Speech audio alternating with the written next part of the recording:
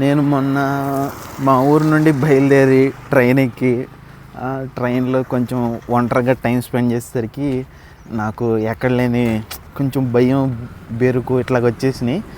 అరే ఒక్కడనే వెళ్తున్నాం, మనకు తోడు ఎవరో లేరు, ఇట్లా భయపడుతూ ట్రావెలింగ్ చేస్తున్నాను.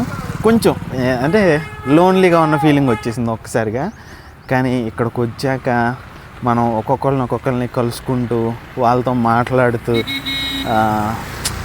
చాలా అంటే సోలో ట్రావెలింగ్ అనేది మనల్ని కొంచెం ఫోర్స్ చేస్తుంది మన లిమిట్స్కి. దానిలో మనం కొత్త విషయాలు తెలుసుకుంటాం, కొత్త మనుషుల్ని మీట్ అవుతాం.